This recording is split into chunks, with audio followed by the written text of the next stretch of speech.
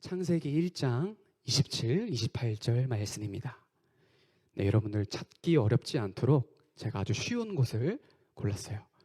네, 창세기 1장 27, 28절 이 두 절 말씀을 오늘 함께 읽도록 하겠습니다.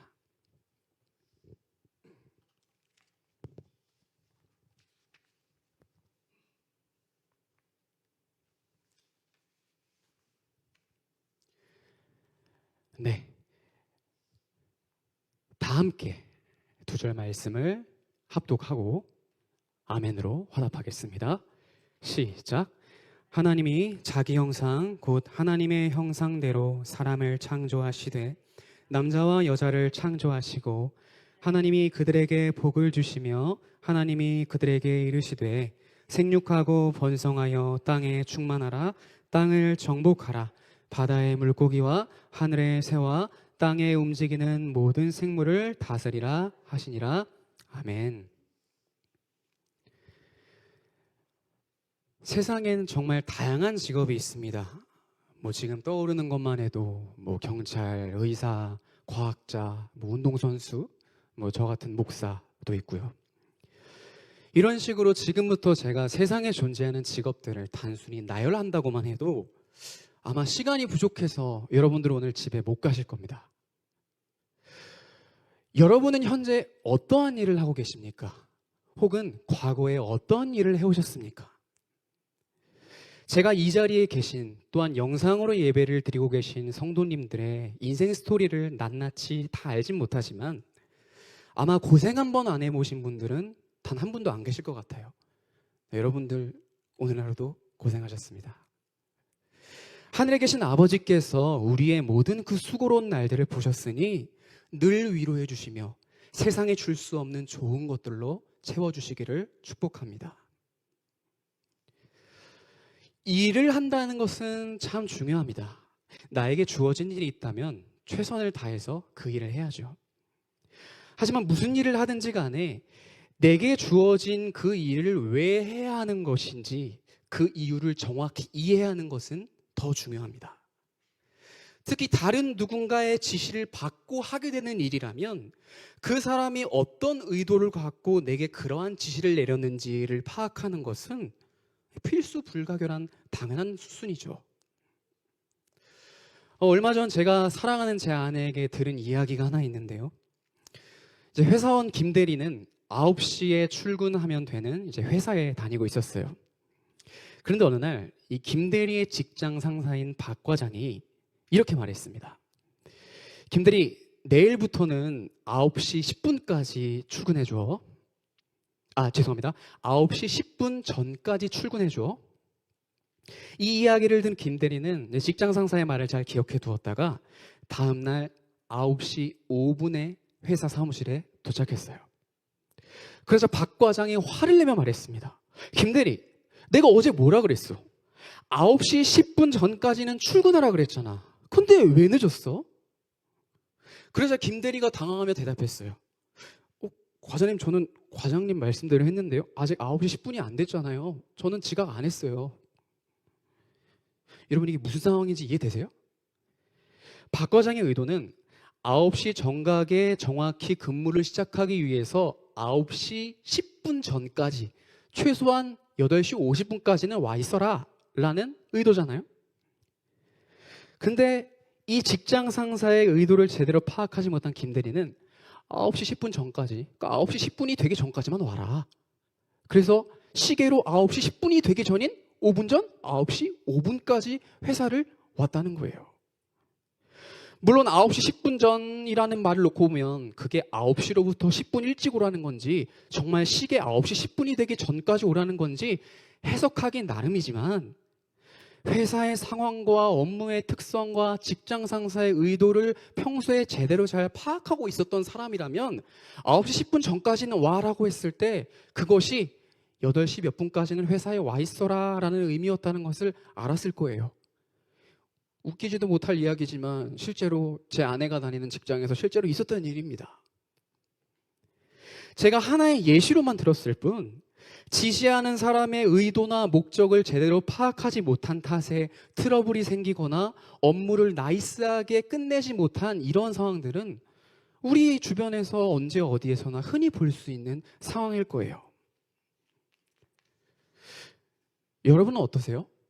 지금까지 직장 생활하면서 직장 상사에게 단 한마디 쓴소리 들을 것 없이 직장 상사의 의도를 정확히 파악해서 나이스하게 업무를 퍼펙트하게 끝내온 인생을 사셨습니까? 그러하셨길 소원합니다. 만약 지금까지 그러지 못했더라도 하나님이 주시는 지혜를 힘입어서 그렇게 되기를 소원해요. 여러분, 그렇다면 하나님 앞에서는 어떠십니까? 현재 여러분을 향한 하나님의 뜻을, 그분의 의도를 정확히 이해하고 그대로 따르고 계십니까? 여러분, 하나님께는 우연과 그냥이 없습니다. 세상에서 일어나는 모든 일은 철저하게 그분의 섭리와 계획과 의도로 인해 이루어져요. 그렇다는 것은 여러분이라는 존재, 그리고 여러분에게 허락하신 삶 또한 하나님의 철저한 계획과 의도로 주어진 것인데, 과연 여러분은 여러분을 지으시고 여러분의 삶을 허락하신 하나님의 의도와 섭리를 제대로 이해하고 그대로 살아가고 계십니까? 여러분, 혹시 알잘딱갈센이라는 말 아세요? 혹시 모르는 분 계세요? 알잘딱갈센. 나 모른다. 아, 네, 그럴 줄 알았어요. 이게 이 줄임말이에요. 우리 좀 이렇게 젊으신 분들은 많이 아시는 것 같은데, 자, 알아서, 잘, 딱, 깔끔하고 센스 있게. 알잘딱갈센. 입에도 안 붙는 외계어 같은데 이게 무슨 의미냐면 그냥 이거예요. 굳이 말 안 해도 눈치껏 잘해라, 잘 알아먹어라, 센스 있게, 이런 의미거든요. 직장 생활해 보신 성도님들은 아시겠지만 이상한 회사에 가면 일을 어떻게 해야 되는지 제대로 알려주지도 않아요. 그냥 어깨너머로 배우고 혼나면서 익히라는 거거든요. 끄덕거리시는 분 몇 분 계시는데, 여러분은 하나님이 보내주신 소중한 이웃에게 그러한 직장 상사 동료가 아니시기를 소원합니다. 그런데 참 다행히도 우리의 최고의 직장 상사이신 하나님은 그런 악덕 상사가 아니세요. 당신을 믿고 따르는 이들이 당신의 의도를 제대로 깨닫고 행할 수 있도록 완벽한 가이드를 주셨습니다. 그게 어디 있죠? 성경이죠. 성경에는 참으로 다양한 주제들이 있습니다만 오늘 우리가 함께 나누려는 이야기에 비추어서 성경을 한번 이렇게 표현해 보고 싶어요. 땅으로 시작해서 땅 이야기하다가 땅으로 끝나는 책.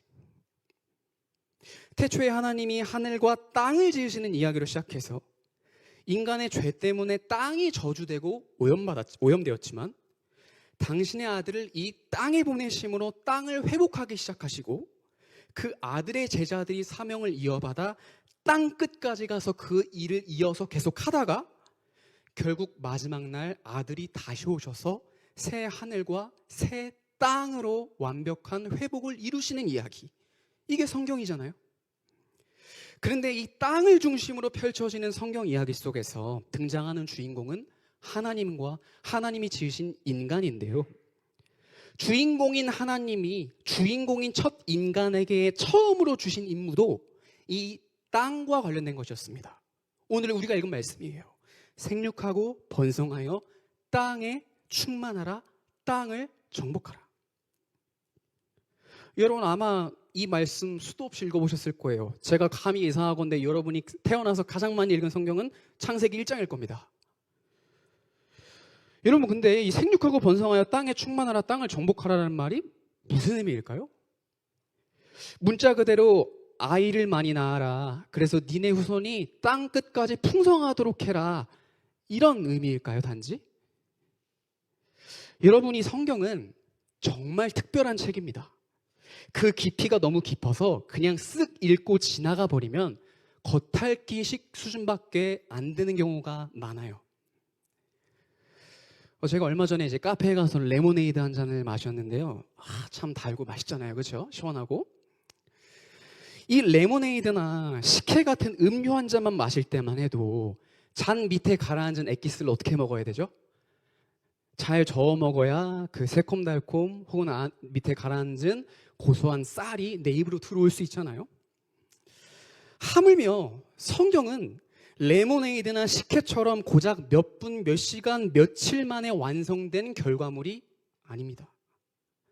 더 나아가 똑똑한 한 사람이 몇 달, 몇 년 책상에 앉아가지고 씨름하다가 출판한 정도의 작품이 아니에요. 창세기를 쓴 모세부터 요한계시록을 쓴 예수님의 제자 사도 요한에 이르기까지 무려 1500년이라는 시간의 범위 속에서 서로 다른 시대, 서로 다른 장소, 서로 다른 상황에 놓여있던 역사 속 40여 명의 사람들이 각자의 시간 속에서 기록한 것들을 나중에 가서 모아놓은 것이 이 성경입니다. 그래서 언뜻 보면 저자도 서로 다르고 내용도 조금씩 다르고 글의 형식도 달라서 창세기랑 시편이랑 요한계시록이랑 말라기랑 다른 책 같기도 하고 별로 연결성이 없는 것 같은 느낌을 받을 때도 있어요. 하지만 그럼에도 오늘날 우리가 이것을 성경이라는 이름으로 한데 묶어서 한 권으로 여기고 읽는 이유는 마치 가늘고 연약해서 주의를 기울이지 않으면 잘 안 보이는 것 같지만 성령의 도우심을 받아 그 내용을 자세히 살피다 보면 책의 처음부터 끝까지 절대 끊어지지 않고 쭉 이어져 흐르는 끈질긴 어떠한 중요한 줄기들, 마치 땅 속에 감추인 보석과도 같은 중요한 의미들이 발견되기 때문입니다. 성경은 이렇게 중요한 어떤 줄기들로 쭉 이어지기 때문에 한 권이라고 하는 것이에요. 이는 당연히 역사 속 사람들을 통해 이것을 기록하게 하신 원저자가 역사를 초월해 계신 하나님 한 분이시기에 가능한 일이죠. 그래서 성경 전체에 흐르고 있는 이 중요한 흐름들을 파악하며 읽는 분들이 성경을 잘 읽는다고 할 수 있겠습니다. 말이 어렵지만 예를 들면 이런 거예요. 성경을 처음 읽거나 여러 번 읽었더라도 그냥 넘기듯이 읽으신 분들은 아담 이야기를 읽으면서 그냥 아담의 이야기구나, 아브라함을 읽으면서 아브라함의 개인의 이야기구나, 다윗의 이야기를 읽으면서 다윗 개인의 이야기로 읽을 뿐입니다. 하지만 성경의 원 저자이신 하나님께 지혜를 구하면서 상고하고 또 자세히 살피다 보면 아담의 이야기 속에서 최고의 환경에서도 하나님께 불순종함으로 세상의 죄와 사망을 퍼뜨린 인류의 대표 아담의 반대편에 서 계시는 최악의 환경에서도 하나님께 순종함으로 세상에 의와 생명을 퍼뜨리신 인류의 새 대표 예수님을 발견하게 돼요. 아브라함의 이야기 속에서도 오직 하나님을 사랑하는 마음으로 독생자 이삭을 바치려 했던 아브라함의 순종을 통해 오직 죄인들을 사랑하는 마음으로 독생자 예수를 내어주신 아버지 하나님의 은혜를 읽을 수 있게 됩니다. 마찬가지로 다윗의 이야기 속에서 하나님의 말씀을 따라 지상의 왕국을 한시적으로나마 다스렸던 다윗의 왕권을 통해 아버지의 뜻대로 하늘과 땅을 영원히 다스리실 다윗의 자손 예수의 나라와 권세와 영광을 읽어낼 수 있게 되는 것입니다. 성경은 이렇게 읽어야 돼요. 물론 너무 자기적으로 해석하다 보면 이단식 해석이 되어버릴 수 있으니 꼭 성경을 읽을 때 원저자이신 하나님께 지혜를 구하며 또한 도우심을 받을 수 있는 목회자가 있다면 도움을 받아 잘 읽으시길 소원합니다. 다시 오늘 이야기로 돌아와서 성경은 땅으로 시작해서 땅으로 끝나는 책이라 말씀드렸는데요. 생육하고 번성하여 땅에 충만하라, 땅을 정복하라 라는 말에는 확장이라는 의미가 담겨 있습니다. 확장. 적었던 수가 점점 많아지고 그로 인해 생활권, 활동의 반경이 점점 넓어져가는 이미지죠. 그런데 오늘 우리가 읽은 말씀대로 인간은 하나님께서 자신의 형상, 모습을 따라 지으신 특별한 존재입니다. 인간 외에 그 어떠한 존재도 하나님의 형상대로 지음을 받지 못했어요. 생물들은 물론이거니와 당시 지구상에 딱 한 그루씩만 있었던 생명나무와 선악을 알게 하는 나무조차도 훗날 인간이 숭배의 대상으로 삼을 만큼 거대한 저 우주의 하늘의 천체들도 심지어 어떤 부분에서만큼은 인간보다 뛰어나 보이기도 하는 영적 존재인 천사마저도 하나님의 형상대로 지음받진 못했습니다. 오직 유일무이 우리 인간만이 하나님의 형상대로 하나님의 모습대로 지어졌어요. 그럼 대체 우리가 받았다고 하는 하나님의 형상이 뭐야? 뭐 이 생각하는 머리야? 외모가 닮았다는 거야? 이 감성이 닮았다는 거야? 하나님이 영인 것처럼 우리도 영혼을 가진 그런 존재라는 거야? 뭐 어떤 부분에서 하나님을 닮았느냐에 대해서는 여러 이견들이 있습니다. 하지만 분명한 것은 다른 피조물에는 없는 하나님을 닮은 어떤 부분이 오직 우리 인간에게만 있다는 의미입니다. 그런데 하나님을 닮은 유일한 존재인 인간이 생육하고 번성해서 땅에 충만해진다? 여기에는 단순히 인구수 증가와 영토 확장이라는 지정학적인 의미를 넘어서는 땅 속에 감추인 보석과 같은 더 중요한 의미가 담겨 있는 것입니다. 더 중요한 의미란 바로 하나님 나라의 확장입니다. 하나님을 닮은 너와 같은 자들이 더 많아지게 해서 너희 안에 있는 하나님의 닮음을 아직 그렇지 못한 이 세상에 퍼뜨려라 라는 의미예요. 보시기에 좋았더라라고 하시며 자신의 창조에 만족하신 하나님이 그 기쁨을 담아 자신을 닮은 인간을 두신 그 장소의 이름을 기쁨이라는 뜻의 에덴이라고 지으셨어요. 그러므로 인간의 원본이신 하나님이 무로부터 유를 태동 및 확장하시고 기뻐하셨듯이 하나님을 닮은 우리 인간의 사명 또한 그 하나님의 기쁨을 이어받아 기쁨을 확장시키는 것, 에덴을 넓히는 것이었다는 것입니다. 곧 에덴의 영역을 에덴 바깥과 땅 끝까지 퍼뜨리는 것이 인간의 사명이었다는 것이죠. 하지만 애석하게도 첫 인간인 아담은 하나님의 에덴, 하나님의 기쁨을, 하나님께서 자기 안에 담아놓으신 하나님의 모습을 세상에 퍼뜨려야 하는 거룩한 사명을 저버리고 오히려 악의 세력에게 침노를 당해버렸습니다. 아담의 범죄 직후에 하나님이 주신 유명한 말씀이 있는데요, 우리 창세기 3장 15절입니다.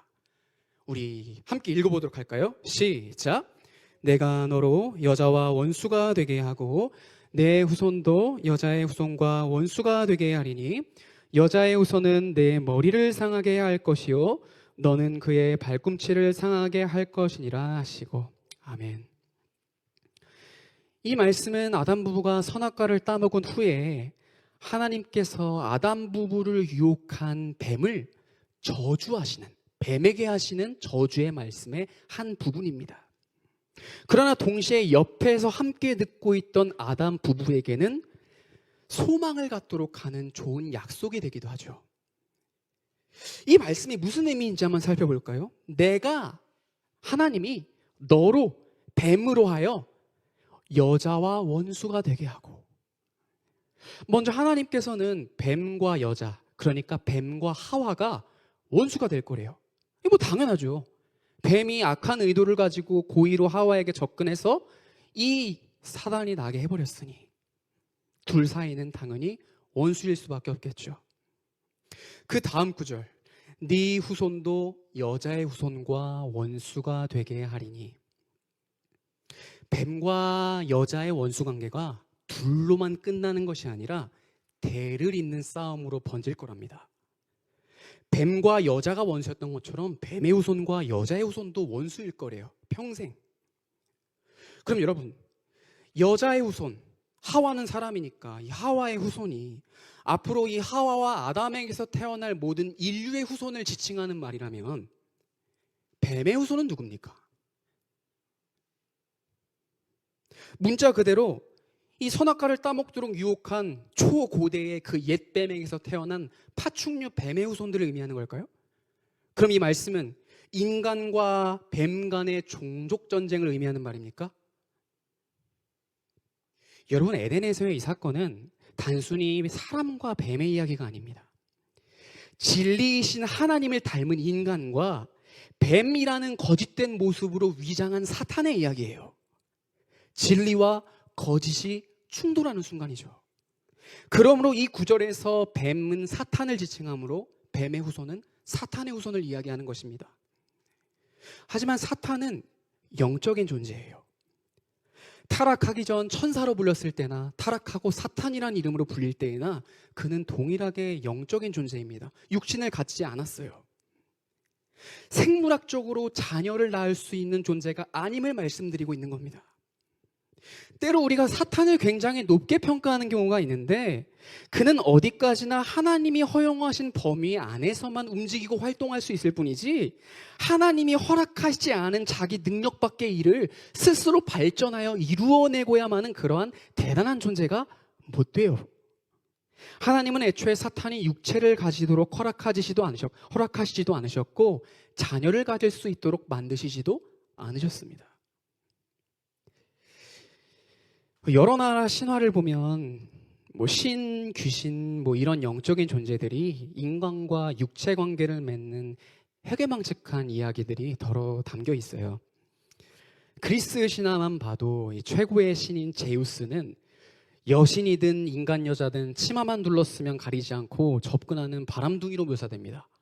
여러분이 잘 아는 힘센 영웅 헤라클레스도 신인 제우스가 인간 여자와 관계를 맺어 태어난 반인 반신입니다.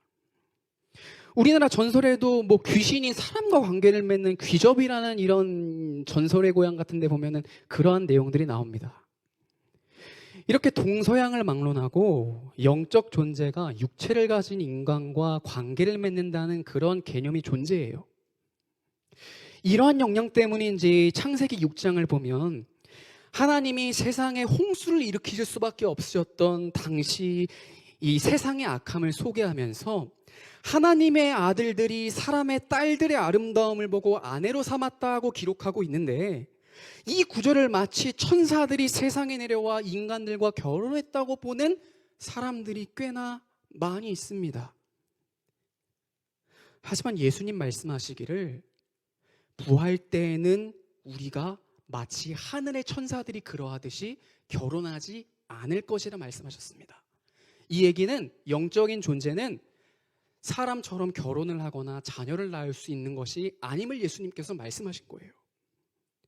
그러므로 영적인 존재가 인간과의 육체 관계를 통해 2세, 3세를 낳는다? 절대 불가능한 말입니다. 그럼 사탄은 영적인 존재니까 후손을 낳을 수가 없는데 대체 하나님이 말씀하신 여자의 후손과 영원한 원수가 될 뱀의 후손, 사탄의 후손은 누구입니까? 그 답이 신약 성경에 명확히 나오죠. 예수님을 예비하던 세례 요한과 예수께서 하나님 말씀대로 살아가는 척하지만 실상은 전혀 그렇지 못한 외식하는 자들, 겉모습만 꾸밀 줄 아는 자들을 통해 뭐라고 책망하십니까? 이 독사의 자식들아. 뉘앙스를 살려 직설적으로 표현하자면 악한 뱀 새끼들아 라는 말입니다. 이 표현은 마치 우리 한국인이 상대방을 욕할 때 개라는 동물을 넣어서 욕을 하는 것처럼 단지 땅에 기는 동물을 부정하게 여기는 유대인의 사회 문화적인 배경으로서만 말씀하시는 것이 아닙니다. 그것을 넘어선 영적인 의미가 있죠.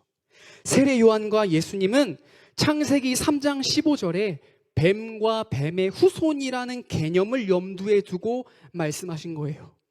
진리이신 하나님을 닮은 진리의 자녀, 빛의 자녀, 하나님의 형상인 척하지만 실상 거짓밖에 할 줄 모르는 너희는 거짓의 아비인 옛뱀의 새끼들, 사탄의 자녀들이다 라고 말이죠. 예수님 당시 외식하는 자들에게 이렇게도 말씀하셨잖아요. 너희는 너희 아비 마귀로부터 났다. 마태복음 12장 34절 한번 말씀 같이 읽어볼까요? 시작. 독사의 자식들아, 너희는 악하니 어떻게 선한 말을 할 수 있느냐? 이는 마음에 가득한 것을 입으로 말함이라. 너희 마음이 거짓되고 악하기 때문에 입 밖으로 내뱉는 말도 악한 거짓일 수밖에 없다는 이 예수님의 책망 속에서 마치 독주머니에 맹독을 한가득 품고 있느라 그 입에서 나오는 숨결에도 도끼로 가득 차 있는 사악한 뱀의 이미지가 떠오르지 않으십니까? 선악과 먹으면 하나님처럼 될 수 있다고 옛 아담을 속인 그 뱀. 나에게 절하면 하나님처럼 온 세상을 다스릴 수 있게 해준다며 마지막 아담을 속이려 했던 그 사탄 말입니다. 그러므로 여러분, 여자의 후손, 뱀의 후손으로 나뉘는 이 두 족보는 단지 생물학적인 구분이 아닙니다. 인간이라면 그 누구나 생물학적으로는 첫 여자 하와의 후손이겠지만 성경이 말하는 진짜 의미, 곧 영적인 의미로는 진리이신 하나님의 형상대로 하나님을 닮은 자로 지음을 받았음에도 불구하고 그에 걸맞도록 살지 못하면 나의 영적인 족보, 나의 영적인 호적이 하나님의 형상인 여자의 후손, 사람의 후손에서 하나님의 형상을 갖지 못한 뱀의 후손, 짐승의 후손으로 옮겨진다는 거예요. 왜 구약의 계시록이라고 불리는 다니엘서에서 하나님을 섬기지 않는 세상 나라들이, 그리고 또한 요한계시록에서 사탄과 사탄을 따르는 추종자들이 사람의 모습이 아닌 짐승으로 묘사되는지를 한번 잘 생각해 보세요. 성경은 곳곳에서 하나님을 따르지 않는 자들, 그리고 하나님의 형상을 저버린 자들을 짐승으로 묘사하고 있어요. 또한 하나님의 형상, 하나님을 닮은 자로 살아간다는 것은 나 하나만의 변화를 넘어서서 내 안에 담아놓으신 하나님의 형상을 세상에 증거함으로 아직 하나님을 몰라서 뱀의 후손, 짐승처럼 살아가는 자들이 나와 같이 하나님의 형상, 여자의 후손으로 전향되기를 애쓰고 힘쓰는 과정까지도 포함하는 것입니다. 만약 이와 같이 하지 않는다면 생육하고 번성하여 땅에 충만하라, 땅을 정복하라라는 말씀을 어기게 되는, 다시 말해 하나님 나라의 확장을 위해 나를 지으신 이의 섭리와 의도를 저버리는 직무유기가 된다는 것입니다. 오늘 하루 내가 퇴근했다고 나의 의무가, 은퇴했다고 나의 의무가 끝난 것이 아니에요. 제가 학생 시절 교회에서 배웠던 내용 중 대부분은 이것이었던 것 같습니다. 비전을 품어라. 비전을 강조하는 교회에 제가 있었거든요. 아마 이 말인즉슨 그냥 흘러가는 대로 세상에 적당히 순응하며 살 게 아니라 하나님 안에서 하나님이 주시는 꿈을 꾸고 그분의 인도하심을 받아 그분이 기뻐하시는 삶을 살아내라. 이게 아마 비전을 품어라 라는 의미였던 것 같아요. 여러분, 여러분의 춘추, 여러분의 나이, 직업이 무엇이든지 간에 전혀 중요하지 않습니다. 궁극적으로 우리의 비전, 목표는 하나님의 비전을 따르는 거죠. 나의 목표가 아무리 거창해도 하나님의 뜻과 상관이 없는 거라면 그건 거룩한 비전이 아니라 부정한 욕망일 뿐이에요. 하나님의 비전이란 타락 전부터 최초로 인간에게 주셔서 지금까지도 유효한 말씀, 생육하고 번성하여 땅에 충만하고 땅을 정복하는 것입니다. 다시 말해 내 안에 주어진 하나님의 모습, 하나님의 닮음을 온 세상에 선포하는 것을 의미합니다. 그것이 여러분을 지으신 하나님의 의도이자 목적이자 섭리이자 비전이에요. 인간이기 때문에 하나님의 형상을 지닌 것이 아닙니다. 하나님의 형상을 지녔기에 그제서야 하나님이 인간이라고 불러주신 거예요. 그러므로 하나님의 형상을 지녔음에도 불구하고 그에 어울리도록 살아가지 않는다면 스스로 인간이기를 포기하고 짐승, 뱀의 새끼이기를 자처하는 것과 조금도 다르지 않다는 것입니다. 앞으로 이렇게 세상이 여자의 후손과 뱀의 후손으로 나뉘게 될 것이라는 이제 하나님의 말씀 이후에 성경은 정말 세상이 어떻게 둘로 나뉘어 가는지를 보여줍니다. 하나는 뱀의 후손인 가인과 그의 후손, 또 하나는 여자의 후손인 셋과 그의 후손이죠. 뱀의 후손인 가인의 족보를 넘겨서 보시면 유능합니다. 값비싼 목자들을 부리는 목자도 있고, 사람의 마음을 움직이는 음악가도 있었고, 무기와 농기구 등 최첨단 도구를 만들어내는 대장장이들도 뱀의 후손 중에 있어요. 마치 우리 시대의 소위 사자 직업이 선호되듯이 뱀의 후손은 당대의 유망한 영역들에서 최고를 이루었습니다. 그에 비해 여자의 후손이 이룬 업적은 두드러지지 않아요. 근데 딱 하나 있습니다. 창세기 4장 26절인데요. 그때 사람들이 비로소 여호와의 이름을 불렀더라. 여자의 후손들은 유능하기를 따르기보다 세상을 제쳐두고 오직 하나님의 형상으로서 하나님의 이름을 세상에 퍼뜨리는 것에만 최선을 다했습니다. 그러자 하나님은 오직 이들에 대해서만 자신의 형상을 지닌 자들이라며 새로운 계보를 쓰셔요. 뱀의 계보와 구별되게 말이죠. 그래서 뱀의 후손은 이 땅에서 몇 살을 살다 갔는지 별로 관심이 없으신데, 여자의 후손들에 대해서는 관심이 너무 많으셔서 아담이 몇 살을 살다 갔는지, 무드셀라가 몇 살을 살다 갔는지, 노의 아빠가 몇 살을 살다 갔는지 다 적어 놓으셨습니다. 하나님의 관심은 유능한 사람이 있는 것이 아니라 하나님을 따르는 사람들에게 있었다는 증거죠. 그럼에도 불구하고 세상에서의 영향력은 뱀의 후손들의 것이 더 강했습니다. 그래서 여자의 후손 중에서도 대부분은 결국 하나님의 형상을 저버리고 자신들의 영적인 계보를 뱀에게로 전향해 버렸어요. 그래서 하나님은 당신이 직접 개입하지 않으시면 이 땅에 하나님을 닮은 자들이 멸종될 수 있음을 보시고 다시 시작하셨어요. 온 지구를 덮고 있던 물을 한 곳으로 몰아서 바다와 육지의 경계를 정하신 것이 창조의 셋째 날 하신 일인데, 이걸 다시 원래대로 덮어버리셨어요. 다시 바다와 육지를 경계를 허무사 온 지구를 물로 덮어버리셨습니다. 그리고 또다시 창조의 셋째 날 하셨던 일을 다시 하시죠. 바다와 육지의 경계를 새롭게 정하셨습니다. 그 후에 새로운 아담이자 여자의 후손인 노아에게 이렇게 말씀하십니다. 다시 시작하자. 생육하고 번성하여 땅에 충만하라. 내가 다시는 바다와 육지의 경계를 허물지 않으리. 여러분, 이 얘기는 단지 하나님이 얘들아 내가 다시는 전 지구적인 홍수를 일으키지 않을게, 단순히 기상예보가 아니에요. 아담으로부터 시작된 세상이 뱀의 소굴로 변질되어 버린 것처럼 노아 너로부터 다시 시작될 세상도 결국엔 뱀의 소굴이 되어버릴 테지만, 그렇게 또다시 뱀이 들끓는 세상, 하나님의 형상을 저버린 이들로 가득한 세상이 또다시 오더라도 그때는 나 하나님이 물보다 더 좋은 것으로 이 땅을 건져낼 거야 라는 의미예요.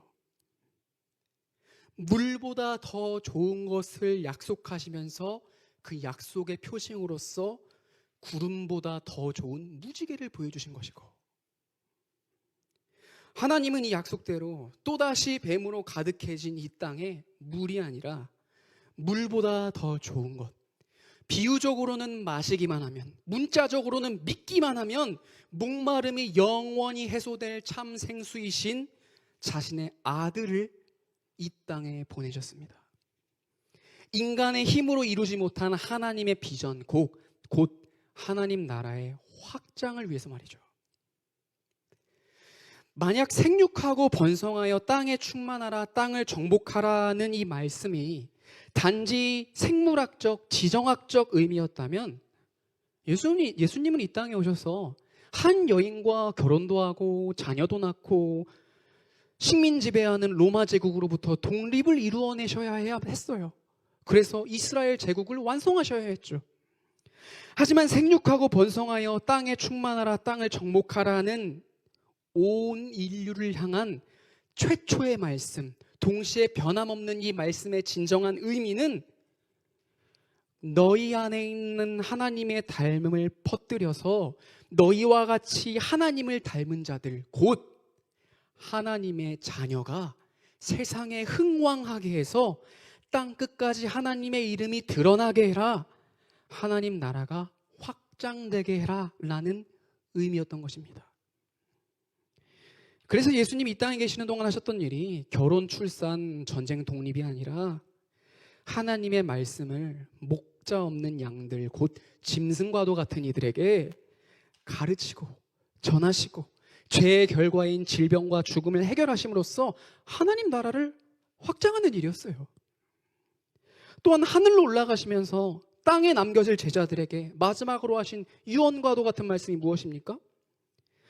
아직 뱀의 후손처럼 짐승처럼 살고 있는 땅의 모든 민족을 니네 제자로 삼아서 성부와 성자와 성령의 이름으로 세례를 주고 하나님의 자녀로 살아가도록 니들이 만들어라.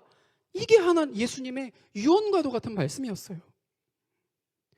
이 말씀을 따라 예수님의 제자들이 목숨을 걸고 영적인 번성과 생육을 위해 하나님 나라의 확장을 위해 힘썼던 역사가 사도행전부터 그 뒤를 잇는 신약의 편지들에 기록되어 있으며, 제자들의 이러한 노력에도 불구하고 결국 옛 뱀, 곧 머리가 7 달린 붉은 용, 짐승으로 묘사되는 수괴 사탄과 그 사탄을 따르는 두 악한 짐승, 곧 성부, 성자, 성령을 모방한 이 거짓 삼위일체의 모습으로 세상을 미혹하는 이 존재와 또한 하나님을 배반하고 이 세 존재를 따르는 뱀의 후손이 득세하는 마지막 때에 여자의 후손의 정점이신 예수님이 다시 오셔서 뱀의 급소인 머리를 상하게 하시고 짓밟으시고 뱀과 그의 추종자들을 물보다 더한 불로 심판하시며, 그러한 혼돈한 세상 속에서도 하나님 나라를 위해 목숨을 건 여자의 후손들을 위로하시고 마침내 에덴의 확장을 완성하심으로 새 하늘과 새 땅이라 명명하는 것이 성경의 결론이죠.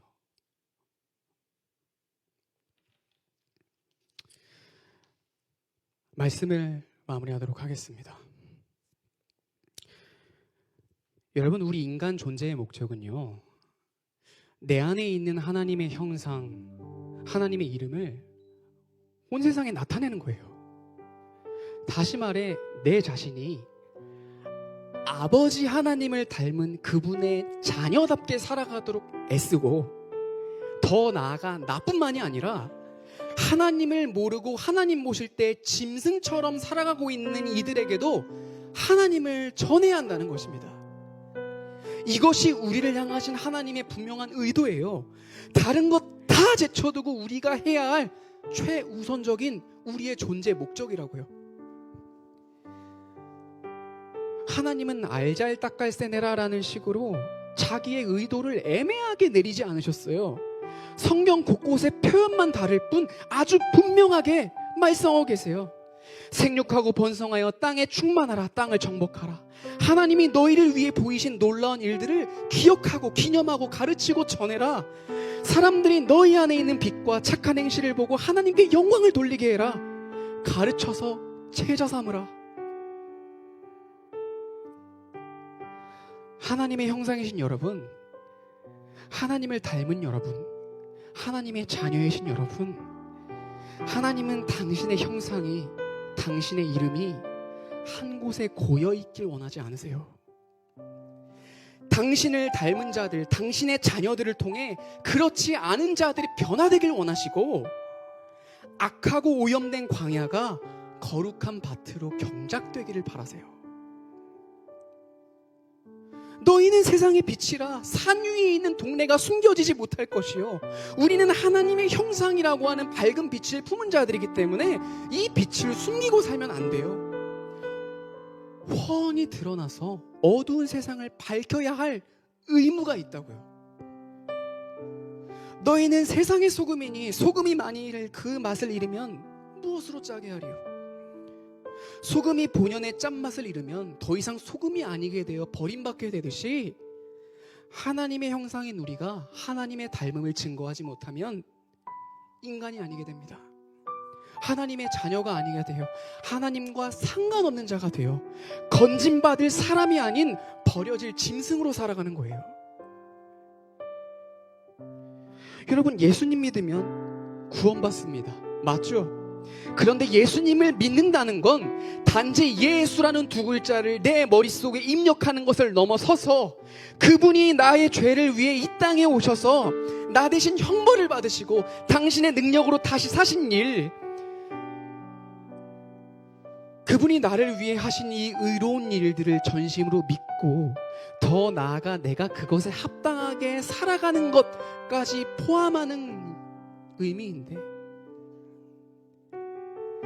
내가 믿어야 하는 그분이 하신 이 일들의 목적이 결국 뱀으로 들끓는 이 세상에 하나님의 자녀들 많아지게 하려고, 그러한 하나님의 뜻이 하늘에서 이루어진 것 같이 땅에서도 이루어지게 하시기 위함이었잖아요.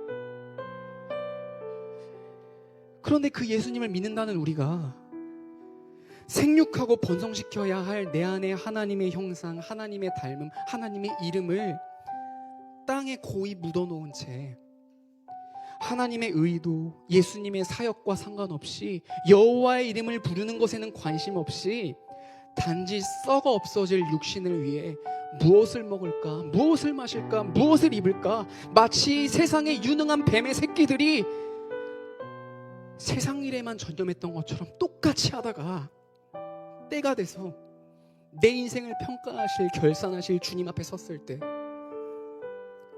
그분께서 평생을 출퇴근하느라 스택 쌓느라 바빴던 나를 향해 열어주시는 문은 천국일까요? 짐승밖에 없는 지옥일까요? 우리 다 함께 기도하길 원합니다.